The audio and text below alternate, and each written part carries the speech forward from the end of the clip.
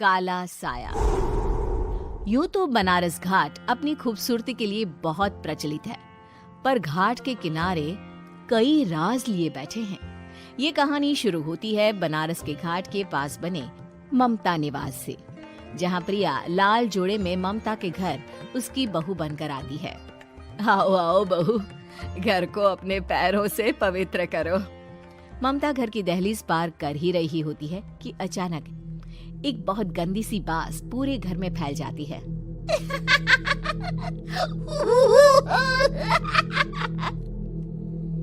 ये बदबू और ये आवाजें, ये कौन हंस रहा है माँ? अब ये पड़ोसी ना हमारे थोड़े अलग से है। कहाँ हम शाकाहारी और ये मांस मच्छी खाने वाले। छोड़, तू ध्यान मत दे और गृह प्रवेश कर। और हाँ बहू, अपनी सास की एक बात हमेशा याद रखना, इन पड़ोसियों से तो कभी बात नहीं करेगी। अच्छे लोग नहीं है ये। अपनी सास की ये बात मानेगी ना बेटा? हाँ माँ, जो आपकी मर्जी, मैं उनसे बात नहीं करूंगी। अगले दिन प्रिया अपनी पहली रसोई बनाने रसोई घर में जाती है। ये छोकी बात तो नाक में जा रही है। एक काम करती हूँ, खिड़की खोल देती हूँ। प्रिया खिड़की खोलने जाती है। इतने जाले, लगता है इस खिड़की को कभी खोला ही नहीं गया। पर ऐसा क्यों? ओह, नॉन वेज की स्मेल आती होगी ना। 2 मिनट के लिए खोल लेती हूँ, फिर बंद कर दूंगी। प्रिया खिड़की खोलती है। खिड़की खोलते ही उसकी नजर सामने वाले घर की खिड़की पर पड़ती है, जहाँ एक लड़की खड़ी होती है। हाथों में मेहंदी, लाल रंग की साड़ी, बिल्कुल सजी धजी, मानो प्रिया की तरह ही वो भी नई नवेली बहू हो। वो प्रिया को देखकर मुस्कुराती है। हे भगवान, माँ ने तो इनसे बात करने को मना किया था। प्रिया फौरन ही खिड़की बंद कर देती है और तवे पर चढ़े रोटी की ओर देखने लगती है, पर वहाँ रोटी न होकर मछली पड़ी होती है। ये क्या? पहली ही रसोई में इतनी बड़ी गलती। हे भगवान, अब मैं क्या करूं? प्रिया बहुत डर जाती है और फौरन रसोई की सफाई करने और फिर सभी के लिए खाना बनाने लग जाती है।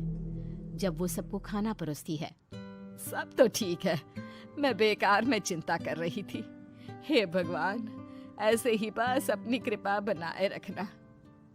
रात के वक्त जब सब सो रहे होते हैं, तब प्रिया को पायल की आवाज सुनाई देती है, जिससे उसकी आंख खुल जाती है। ये पायल की आवाज कहाँ से आ रही है? प्रिया उठकर उस आवाज के पीछे छत की सीढ़ियों तक जाती है। तभी उसे बच्चे के रोने की आवाज आती है। प्रिया छत पर जाती है तो क्या देखती है?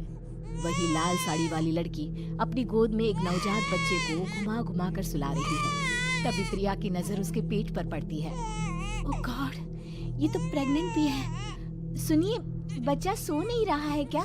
मैं कुछ मदद करूं? नहीं नहीं, आपके घर वालों को अच्छा नहीं लगेगा, मैं संभाल लूंगी। स्नेहा की गोद से बच्चा हाथ मारकर प्रिया की गोद में आने को छटपटाने लगता है। दोनों घर अगल बगल में बने होने के कारण प्रिया उस बच्चे को गोद में ले लेती है। प्रिया के पास आते ही वो सो जाता है। बच्चे का वो स्पर्श रात भर प्रिया भूल नहीं पाती और अगली सुबह वो छत पर कपड़े सुखा रही होती है। तभी उसे एक औरत इशारा करके बुलाती है। स्नेहा कह रही थी बाबू तुम्हारी गोद में आते ही सो गया। मैं गौरी, स्नेहा की माँ हूँ। बहू, घर आना, बाबू को खिला भी लेना। शाम को जब घर पर कोई नहीं रहता, बच्चे से मिलने के लिए प्रिया छिपकर अपनी पड़ोसन के घर चली जाती है और कुछ देर बच्चे को खिलाकर वापस लौट आती है। इसके कुछ दिन बाद ही प्रिया को पता चलता है कि वो माँ बनने वाली है। ममता की खुशी का ठिकाना नहीं रहता।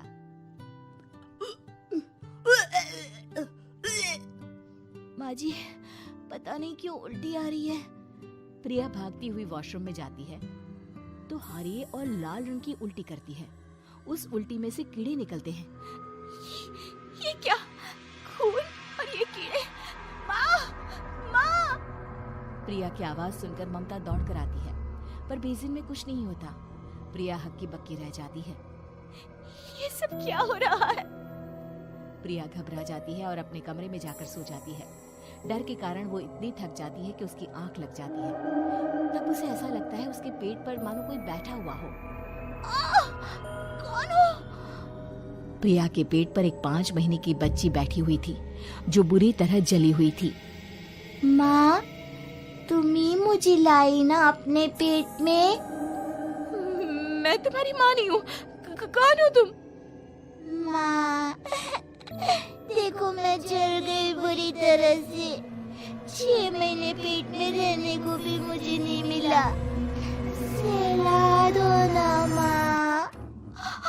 बचाओ, बचाओ, माँ। ममता दौड़कर कमरे में आती है।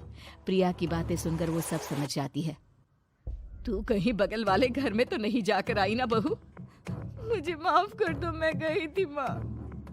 उस घर में सब मरे हुए हैं बहू। कई साल पहले स्नेहा उस घर में बहू बनकर आई थी। कुछ ही दिन में वो एक बच्चे को जन्म देने वाली थी।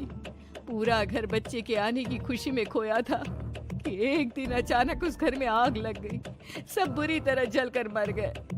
गौरी आज भी दादी बनने का इंतजार कर रही है और इसीलिए स्नेहा ने अपना अजन्मा बच्चा तुम्हारी कोख में डाल दिया। ममता ये कह रही होती है कि पीछे से उसके पैरों को एक बच्चा पकड़ लेता है। दादी, दादी। माँ, स्नेहा की गोद में यही बच्चा था। ये बच्चा कौन है फिर? तेरी मौत है। तेरी भी दादी। जिस चीज का ममता को डर था वही हो गया। ममता निवास के ऊपर मौत ने चादर बिछा दी थी। प्रिया का पेट ऐसे बढ़ जाता है मानो 9 महीने का हो। 2 हाथ उसके पेट से बाहर निकलते हैं। बहू, संतोष को फोन कर, किसी पंडित जी को बुला बहू। प्रिया का पति भागता हुआ घर आता है। ये तो होना ही था माँ। तेरा पाप तेरे सामने आ गया तो तू सह नहीं पा रही है। स्नेहा घर में आग लगी नहीं थी, माँ ने लगाई थी, प्रॉपर्टी की लालच में। और वो बच्चा मेरी पहली पत्नी का बच्चा है, मेरा बेटा, जो कि उस आग की चपेट का शिकार हो गया था। मैंने तुमसे ये सब माँ के कहने पर छुपाया था। मुझे माफ कर दो प्रिया। तुम अगर चाहो तो यहाँ से जा सकती हो। मैं तुम्हें किसी भी बंधन में रखना नहीं चाहता। मेरी शादी हुई है आपसे, मैं आपको छोड़ नहीं सकती, पर उससे पहले हमें स्नेहा, उसकी माँ और बच्चे की आत्मा की शांति करवानी होगी। संतोष और ममता गौरी के घर जाते हैं। अंदर सब कुछ जला हुआ होता है। जमीन पर जली हुई लाशें बिखरी हुई थी। ममता रो रो कर अपने करने की माफी गौरी से मांगती है। प्रिया स्नेहा के घर वालों का अंतिम संस्कार करवा देती है और ममता निवास फिर से आत्माओं के साए से मुक्त हो जाता है।